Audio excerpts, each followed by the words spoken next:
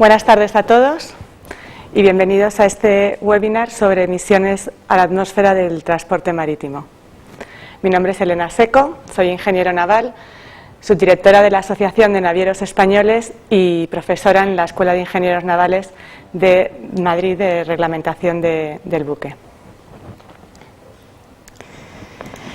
El objetivo de este seminario es conocer el impacto real de las emisiones a la atmósfera del transporte marítimo en relación con otros modos de transporte, el marco normativo específico que regula estas emisiones y la previsible normativa futura. Para ello comenzaré con una breve introducción con objeto de situar cuantitativamente en su contexto real el problema que estamos analizando. Les expondré cuál es el marco normativo internacional que regula las emisiones a la atmósfera del transporte marítimo y la normativa europea específica que existe. Por último, les resumiré las discusiones que se están ya llevando a cabo y las distintas opciones para una más que probable ampliación de este marco normativo a corto plazo. Aunque pueda parecer autocomplacencia, la afirmación que tienen ahora mismo en pantalla, el buque es un modo de transporte amigo del medio ambiente, está reconocida por múltiples instituciones internacionales. Es por ello que existe una apuesta decidida de la Comisión Europea por fomentar este modo de transporte frente a otros, apuesta que tratan de sacar adelante con más o menos acierto. A veces las políticas que se quieren fomentar desde la Dirección General de Transportes de la Comisión pues van en contra de otras políticas comunitarias que se promueven a través de la Dirección General de Cambio Climático o de Medio Ambiente, y es importante que traten de llegar a acuerdos conjuntos con vistas a un análisis global de los problemas que se aborden. Para sostener esta afirmación, el gráfico que tienen ahora mismo en pantalla muestra las emisiones a la atmósfera de diferentes tipos de gases, ya sea contaminantes como de efecto invernadero, en gramos por tonelada kilómetro transportada, tanto de la carretera, en gris, como del avión, en este caso aparecen en color rojo, y frente a las del transporte marítimo. En el mismo se aprecia claramente que el avión es el modo de transporte que más emisiones genera y además con mucha diferencia. En este siguiente gráfico he eliminado las emisiones del avión para ver claramente cuál es el problema del transporte marítimo frente a uno de sus competidores, que es la carretera. En este gráfico se aprecia que las emisiones tanto de monóxidos como de dióxidos de carbono y así como de materia particulada resultan mínimas en el caso del transporte marítimo, tanto en comparación con la carretera en este caso como en términos absolutos. Sin embargo, las emisiones de azufre por tonelada kilómetro transportada resultan muy superiores en el modo marítimo, frente a la carretera en este caso. Y en el caso de los óxidos de nitrógeno, aunque sean inferiores, se observa que son también importantes. Resulta obvio, por tanto, que estas emisiones, las de óxidos de azufre y óxidos de nitrógeno, son el talón de Aquiles del transporte marítimo, al que el sector debe prestar su máxima atención.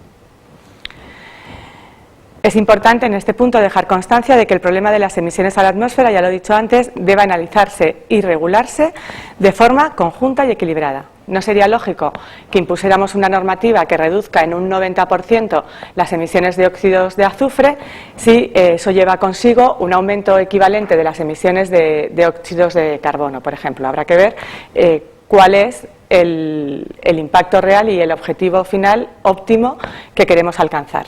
Y en muchos casos es muy difícil reducir un determinado tipo de contaminante sin que ello tenga una repercusión en otro contaminante concreto. Más adelante volveré sobre este punto. Voy a hacer aquí un pequeño inciso para distinguir bien entre los dos tipos fundamentales de emisiones a la atmósfera, las de gases contaminantes que he mencionado y las de gases de efecto invernadero. Los llamados gases contaminantes son principalmente los óxidos de nitrógeno y los óxidos de azufre, que como hemos visto son el talón de Aquiles del transporte marítimo. En el caso de los óxidos de azufre, su acción su acción perjudicial la ejercen sobre todo a través de las llamadas lluvias ácidas. Tienen un efecto nocivo que depende en gran medida no solo de dónde son emitidas, sino de dónde se depositan esas emisiones, a través de las lluvias que llevan ese óxido de azufre de vuelta a la Tierra. ¿Qué quiero decir? Cuando ese óxido de azufre, cuando esas lluvias ácidas se depositan en un suelo calcáreo de constitución fundamentalmente básica, este suelo consigue neutralizar sus efectos nocivos y el efecto para el medio ambiente pues al final resulta mínimo o muy pequeño. Es lo que ocurre en general en todo el sur de Europa, en concreto en toda España, salvo algunas zonas de Galicia. Por el contrario, cuando estas lluvias ácidas se depositan en una zona de suelo calcáreo, que tiene química, bueno, al revés, granítico, que tiene químicamente un carácter ácido, las deposiciones de azufre no se neutralizan y pueden ser muy perjudiciales para el medio ambiente.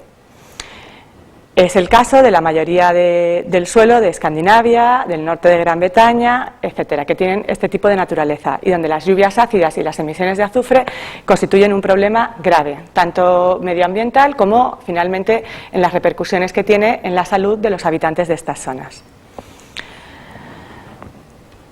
Los otros tipos de emisiones contaminantes, la de gases de efectos invernaderos, que todos sabemos que conducen al calentamiento global, no actúan localmente. Tienen un efecto acumulativo a nivel planetario y producen el ya conocido como cambio climático.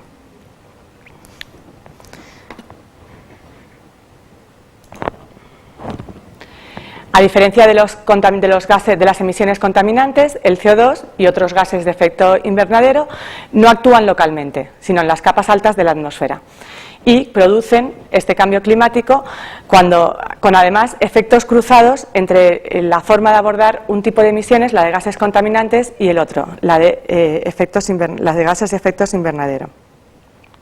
Así,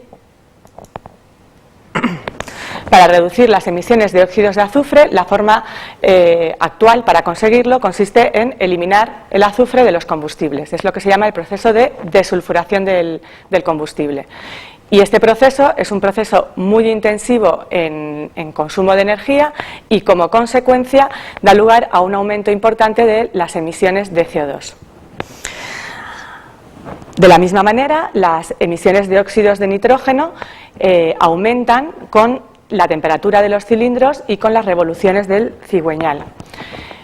Con lo cual, para reducirlas, lo que tengo que hacer es reducir esta temperatura y reducir estas revoluciones, lo cual tiene un efecto directo sobre la eficiencia energética del motor, como consecuencia da lugar directamente a un aumento del consumo de combustible y, nuevamente, a un aumento de las emisiones de CO2. Es por ello que todos los tipos de emisiones, las de gases contaminantes y las de gases de efecto invernadero, nuevamente insisto, deben tratar de regularse desde un punto de vista conjunto, no independiente. Por tanto, la primera conclusión básica de esta presentación es que, aunque con sus problemas con los óxidos de nitrógeno y con los óxidos de azufre, el transporte marítimo es, con gran diferencia, el modo de transporte más amigo del medio ambiente. No por ello, el sector del transporte marítimo quiere, ni debe, mantenerse ajeno a la creciente preocupación de nuestra sociedad por minimizar los perjuicios al medio ambiente de las diferentes actividades industriales, reduciendo en particular las emisiones a la atmósfera de las que sea responsable. El compromiso global en favor del medio ambiente no admite en este sentido lugar a la complacencia.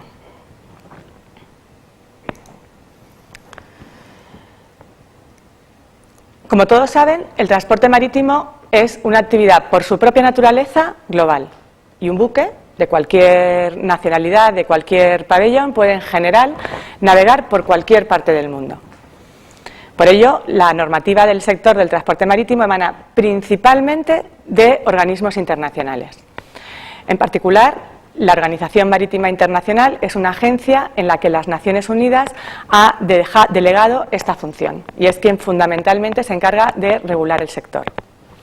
En el caso concreto de las emisiones a la atmósfera, se regulan a través del anexo 6 al Convenio Marpol, que ha sido ratificado a día de hoy por 68 países que en conjunto controlan más del 90% del tonelaje de la flota mercante mundial. Veremos a continuación que algunas de las normas que se adoptan en la OMI son de aplicación, y en concreto algunas de las que se adoptan en relación con las emisiones a la atmósfera, son de aplicación única y exclusivamente a los buques de nueva construcción.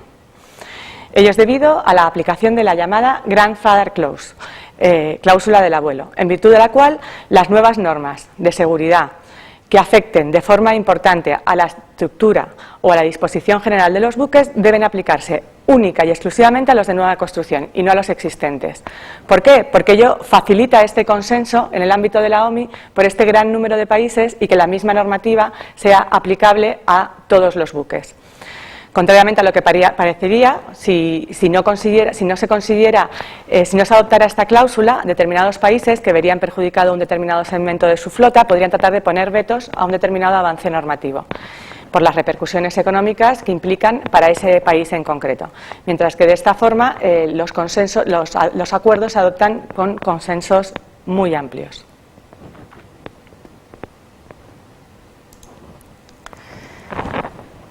Ya hemos dicho que el anexo 6 de Marpol es el que regula las emisiones a la atmósfera en el ámbito internacional y vamos a ir exponiendo cómo regula cada uno de los gases contaminantes que antes hemos mencionado. En lo que se refiere a los óxidos de azufre, ya he adelantado antes que se trata de un gas contaminante con un efecto fundamentalmente local, que además depende de la naturaleza del suelo en el que se deposita. Pero también hemos visto que su reducción a ultranza implica un aumento de las emisiones de CO2.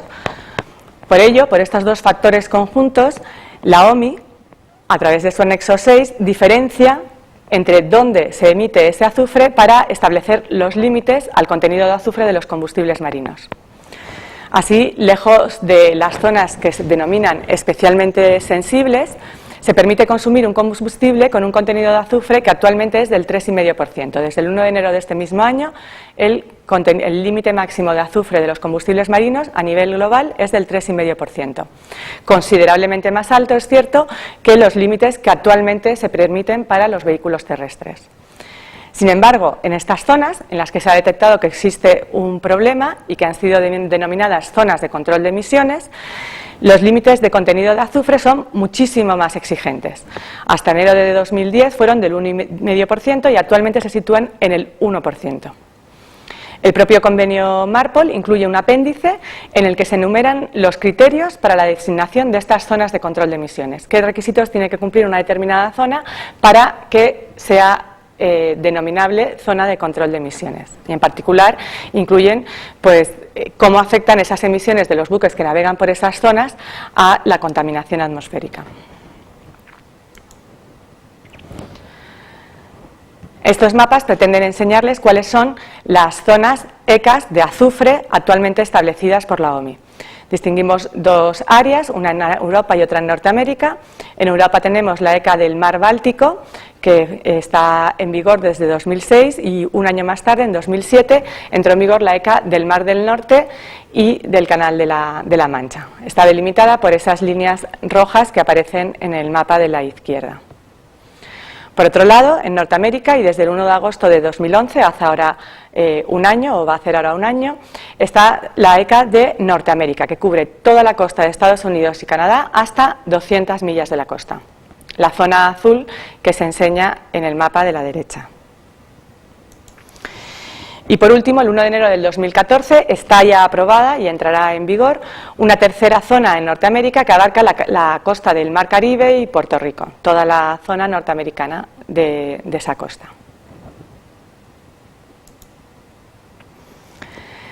Este gráfico resume el calendario aprobado ya para el refuerzo progresivo de la normativa internacional en materia de emisiones de azufre. Hasta este momento solo hemos hablado de emisiones de azufre. Así, desde el 1 de enero de este mismo año, como ya he dicho, el límite global aceptado es del 3,5% y a partir del 2020 bajará con carácter general al 0,5%. Se reducirá casi por 7 veces. En realidad, esta fecha de 2020 está sujeta a un estudio sobre disponibilidad de combustible que tiene previsto publicar la OMI en el 2018 y que, si demuestra que no va a haber combustible disponible con ese contenido de azufre suficiente para dar servicio a todos los buques a nivel global, pues está prevista ya una posposición de este marco hasta 2025, pero nunca más allá de 2025. Es decir, como tarde en 2025, el contenido máximo de azufre de los combustibles marinos será del 0,5%.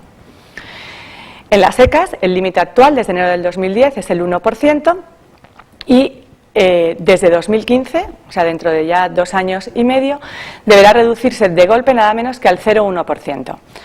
Esto implica que en estas zonas de control especial no podrá utilizarse ya fuel oil como combustible, sino únicamente combustibles destilados. Es evidente que estas medidas se van a traducir en un aumento muy importante de los costes de combustible del transporte marítimo en estas zonas.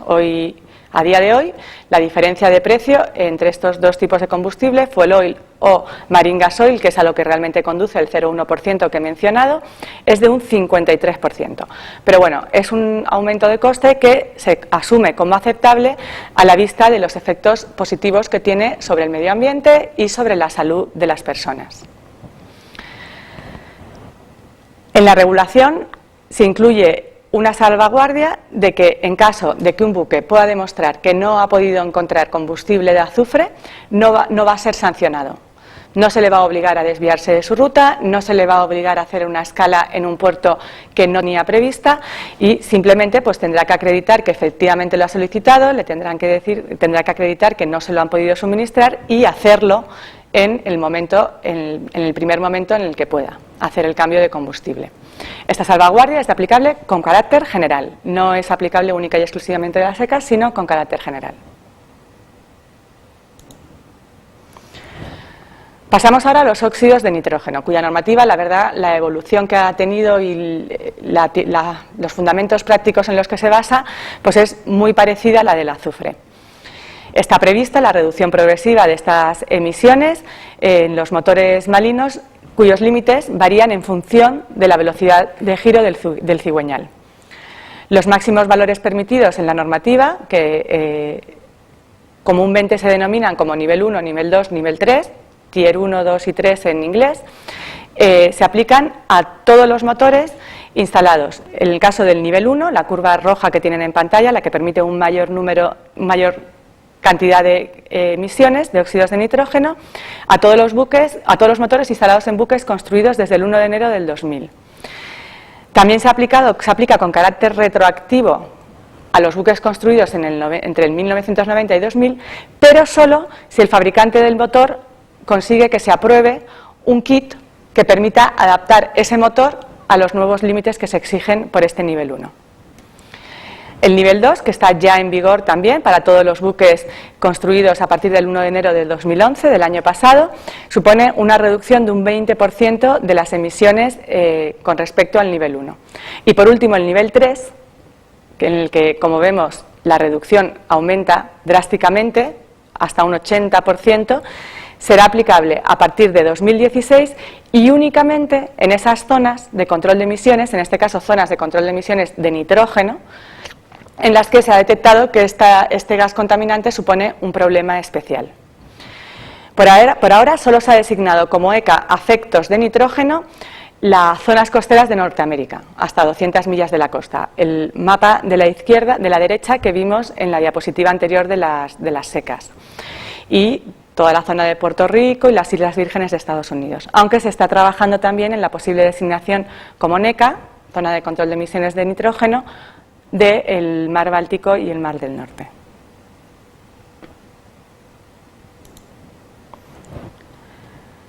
Hemos visto las emisiones de azufre y hemos visto las emisiones de nitrógeno. Y pasamos ahora a las emisiones de gases de efecto invernadero y en particular de CO2, que es el gas de efecto invernadero en el que las emisiones del transporte marítimo pasan a ser considerables. Este marco se ha regulado muy posteriormente a las otras emisiones mencionadas porque, como hemos visto al principio, pues son mínimas con respecto a las de otros modos de transporte. El transporte marítimo presenta muy buenos registros en lo que a emisiones de gases de efecto invernadero se refiere. Sin embargo, y por mucho que estos registros sean muy buenos, finalmente suponen entre un 2,5 y un 4% de las emisiones globales mundiales de CO2. Y otros sectores industriales han hecho ya esfuerzos de reducción considerables y resulta ya difícil ampliar más esa reducción, por lo cual la normativa internacional se ha centrado en el transporte marítimo y en la posibilidad de que sea este modo de transporte el que realice algún tipo de esfuerzo por reducirlas. En el gráfico que tienen en pantalla se muestra que aunque, como he dicho antes, las emisiones de CO2 sean mínimas comparadas con los otros modos de transporte, resultan comparables, superiores a las de un país completo como Alemania y equiparables a las de otro país como Japón, con lo cual vemos que la importancia al final pues, es grande. Es por ello que la OMI viene trabajando desde hace ya varios años en la regulación de este sector. El primer trabajo serio se realizó en el año 2000 con la publicación de un primer estudio de la OMI sobre gases de efecto invernadero de los buques. Aunque los avances han sido lentos, primero porque no estaba centrado en este tipo de emisiones el problema del sector y segundo por el bloqueo de países emergentes como China, India, Sudáfrica, que se han puesto sistemáticamente a cualquier medida concreta en este campo, que entienden puede limitar su crecimiento futuro. Y como consecuencia no ha sido hasta muy recientemente, julio del año pasado, que se adoptó un nuevo capítulo 4 al anexo 6 de MARPOL, que he mencionado anteriormente, y que entrará en vigor en enero del año que viene, en enero del 2013. Y este capítulo 4 pues, tiene como objetivo reducir drásticamente las emisiones de gases de efecto invernadero del transporte marítimo. El capítulo 4 al anexo 6 de MARPOL incluye básicamente dos tipos de medidas. Una aplicable a buques nuevos, la primera, que deberán calcular un índice de eficiencia energética del buque. Y ese índice deberá ser menor que el que la OMI les haya fijado para ese tipo de buque, para ese tamaño y para esa fecha concreta. Será de aplicación a todos los buques de más de 400 GTs, cuyo contrato de construcción se firme a partir del 1 de enero del 2013 o que se entreguen a partir del 1 de julio del 2015. Como veremos luego, la regulación de este índice se ha ido complicando con el tiempo, la adaptación a los distintos tipos de flotas, a los distintos tipos de buques y, como consecuencia, pues no ha podido ser el principio básico en el que se fundamenta, que luego lo explicaré, no ha podido ser aplicable a todos los barcos, con lo cual existen ahora mismo algunas excepciones, como por ejemplo la de los buques ro-ro. La OMI sigue trabajando en cómo aplicarla a este tipo de buques, pero por ahora no les resulta aplicable. Por otro lado, incluye también este nuevo capítulo 4 para los buques existentes y también para los nuevos la obligación de llevar a bordo un plan de gestión de la eficiencia energética, que será de aplicación a partir del primer reconocimiento intermedio de su certificado internacional de prevención de la contaminación atmosférica que se produzca con posterioridad a esa fecha. El concepto de índice de eficiencia energética está medida que será aplicable a buques nuevos, tiene una formulación de partida relativamente simple. Simplemente el cociente entre las emisiones y las toneladas milla transportadas. Yo deberé conseguir que mis barcos, por cada tonelada milla que transporte, emitan tanto CO2 y nunca más del que la OMI me haya dicho. Sin embargo, como he adelantado, la formulación se ha ido complicando a medida que se han ido incluyendo términos de corrección por diversos aspectos. En el caso de los buques de crucero, pues por sus aparatos de aire acondicionado, por toda la habilitación que incluyen, los servicios de hotel. Los buques que navegan por zonas con hielo pues tienen que tener un reforzado especial que hace que el buque pese más y como consecuencia consuma más y debe introducirse nuevamente otro factor corrector, etcétera. Y luego existe otro problema, se demostró, para los buques de menor tamaño, en los que la OMI se encontró con que existía una dispersión muy grande. Es por ello que para estos buques normalmente el plazo de entrada en vigor pues, se ha dilatado con el tiempo, aunque existe ya una fecha fija. A modo de ejemplo, este gráfico muestra las líneas de referencia aprobadas de la OMI, los gramos de CO2 por tonelada milla transportada, que se representan en ordenadas, en función de las TPM del buque, en este caso para los buques tanque. Vemos que existen 4 líneas de referencia, una que entrará en vigor en 2013, en 2015 se reducirá todavía más los gramos de CO2 que van a poder emitir estos tipos de barcos, en 2020 una tercera fase y en 2025 una cuarta. Los puntos rojos que incluyo en el gráfico muestran los valores de este índice para la flota de petroleros de crudo y productos controlados por empresas navieras españolas. Ya les he dicho que no resulta de aplicación para los buques existentes, pero permite visualizar claramente la metodología utilizada por la OMI y también la gran dispersión que existe para los buques de menor tamaño. Por otro lado, para los buques nuevos y existentes, ya he adelantado que tendrán que llevar a bordo un plan de gestión de la eficiencia energética del buque, que tiene por objeto definir un mecanismo que permita e incentive a las empresas navieras a mejorar la eficiencia energética de la operación de su flota. Cada empresa deberá desarrollar para cada buque, no vale desarrollar uno general para toda mi flota, un plan teniendo en cuenta mis características, el tráfico en el que opero, mis objetivos y mi política de reducción, etcétera. Y en él se deberá establecer un procedimiento de gestión que me permita aplicar medidas de eficiencia energética en las operaciones del buque.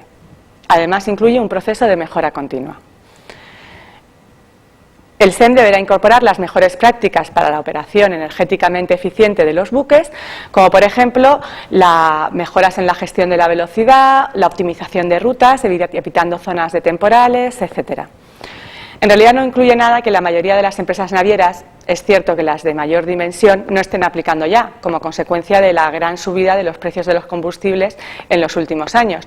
Pero bueno, es una forma de animar a las pequeñas y sobre todo de cuantificar cuáles serán las reducciones que finalmente se consigan. El plan deberá desarrollarse en 4 fases. Primero deberemos realizar una auditoría energética del barco, la fase de planificación, en la que pueda yo identificar cuáles son mis posibilidades de mejora y elegir las medidas que yo quiera implantar. Procederé posteriormente a la implantación efectiva de estas medidas y deberé necesariamente monitorizarlas. El hacer un control de parámetros como la velocidad, como los consumos, que me permitan evaluar el resultado de la implantación de mis medidas, cuantificarlos. Por último, deberá incluir un procedimiento de evaluación y mejora continua, verificando regularmente los resultados que voy obteniendo y mejorando consecuentemente el plan. Como queda dicho, será obligatorio a bordo a partir del 1 de enero del 2013. Según los buques se les vaya caducando su certificado internacional de prevención de la contaminación, deberán proceder a implantar este plan a bordo. Ya he dicho antes que el transporte marítimo es una actividad intrínsecamente global y por ello su regulación se realiza normalmente en este ámbito, a través de la Organización Marítima Internacional. Es todo el marco normativo que les he venido exponiendo en el caso de las emisiones a la atmósfera. Tanto nuestras instituciones comunitarias como la mayoría de los países definen la normativa nacional a aplicar o regional en su flota a partir de los convenios internacionales consensuados en la OMI y coinciden en que es la mejor opción para regular este modo de transporte. Es evidente que el comercio internacional se vería fuertemente obstaculizado si en cada puerto que recalara el buque se le exigiera una normativa diferente, que podría incluso llegar a ser contradictoria con la de otro país. Con lo cual, este principio, pues todo el mundo coincide que es el más práctico. Sin embargo, y pese a ello, existen casos en los que los países europeos, a través de la Comisión Europea, ha decidido introducir medidas diferentes. Es el caso de la regulación de las emisiones de óxidos de azufre. ¿Por qué se produjo esto? Porque pese a que el anexo 6 de Marpol se adoptó en 1997, lo cierto es que no entró en vigor hasta 2005. Y durante todo este proceso, la tardanza en la entrada en vigor del anexo impulsó a la Unión Europea a incorporarlo a una directiva propia. Esta directiva fue aprobada en 2005, entró en vigor paradójicamente con posterioridad al anexo 6 de Marpol, pero ya la maquinaria europea se había puesto en marcha y era muy difícil pararla, e incluyó 2 medidas adicionales que no figuraban en el anexo 6 de Marpol. Son 2 medidas más restrictivas aplicables a los buques en Europa y que no figuran en el anexo 6. Y son un máximo del 1,5% de azufre para los combustibles utilizados por buques de pasajeros en servicios regulares, desde o hacia puertos comunitarios, y un máximo del 0,1%, que es de aplicación desde el 1 de enero del 2010, para los buques en puertos comunitarios. Hace pocas semanas acaba de concluir en Europa el proceso de revisión de esta directiva para precisamente incorporar las nuevas exigencias acordadas en 2008 del anexo 6 de Marpol. El 0,1% en las secas a partir del 2015, el 0,5% con carácter global a partir del 2020, que hemos visto anteriormente. Y aunque en un principio la propuesta de la Comisión incluía medidas que iban un poco más allá, precisamente para estos buques de pasaje en servicios regulares, y además en su trámite parlamentario se llegaron a proponer medidas muchísimo más drásticas, lo cierto es que finalmente se ha llegado a un acuerdo en primera lectura hace pocas semanas, el pasado mes de mayo, en el que básicamente el acuerdo adoptado incorpora el anexo 6 de Marpol, las nuevas prescripciones, a la normativa comunitaria. Se mantienen estos dos puntos mencionados, el 1,5 y el 1,5 de los buques de pasaje y el 0,1 en puerto, pero no incorpora medidas adicionales, con la única salvedad de que en Europa, a partir del 2020, será obligatorio un contenido máximo de azufre en los combustibles marinos del 0,5%, no sujeto al estudio que va a hacer la OMI. Ya hemos visto antes que la OMI, este 0,5% se aplicará en 2020 o 2025 según el estudio de disponibilidad que se tiene previsto hacer en 2018.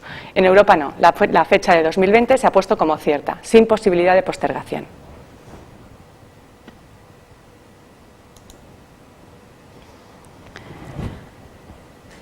Como complemento de los instrumentos técnicos ya acordados para la reducción de las emisiones de CO2, el índice de eficiencia energética y el plan de gestión de la eficiencia energética del buque, la OMI está ya trabajando, y esto es, ya entro en la parte de previsible normativa futura, más que previsible normativa futura, en la posible implantación de instrumentos de mercado.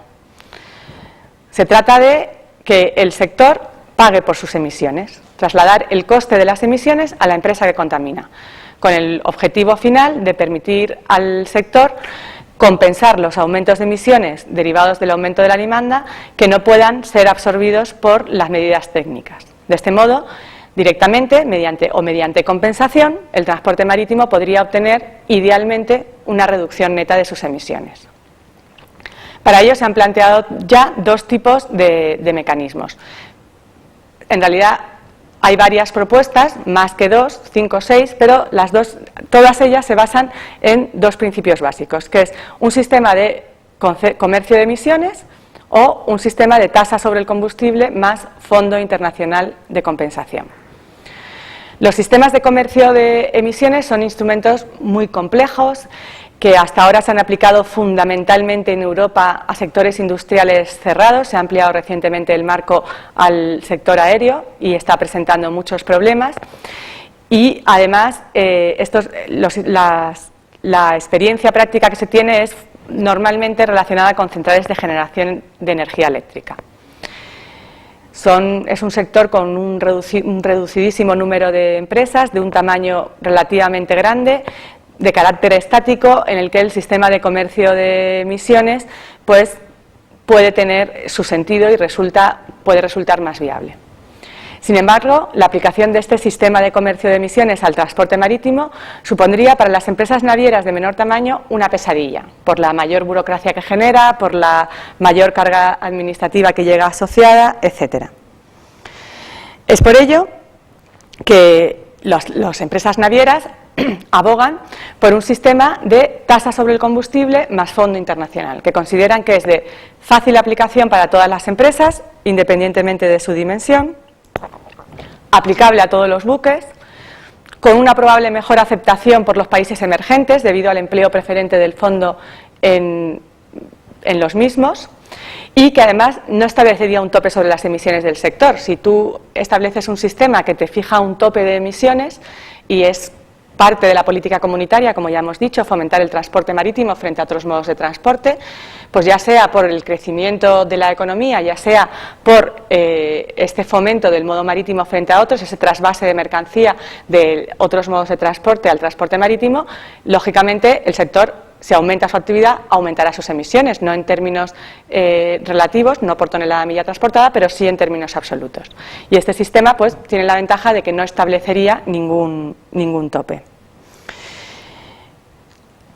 Los navieros abonarían una tasa directamente a quien les suministra el combustible, algo parecido al céntimo sanitario que ya es de aplicación en algunas gasolineras españolas, en algunas comunidades, y esta tasa iría a parar a un fondo internacional cuyos recursos se invertirían fundamentalmente en programas de I+D para conseguir reducciones de las emisiones del modo marítimo y en estos países emergentes. En resumen, el transporte marítimo cuenta con una amplia normativa internacional que regula sus emisiones a la atmósfera.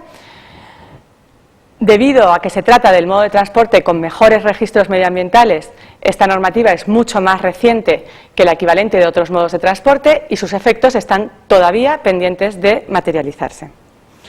Sin embargo, las previsiones son que a corto y medio plazo las emisiones de azufre y materia particulada del sector marítimo se reducirán en más de un 85%, las de óxidos de nitrógeno al menos un 30% y las de CO2 con la normativa ya aprobada por la OMI entre un 20 y un 30%.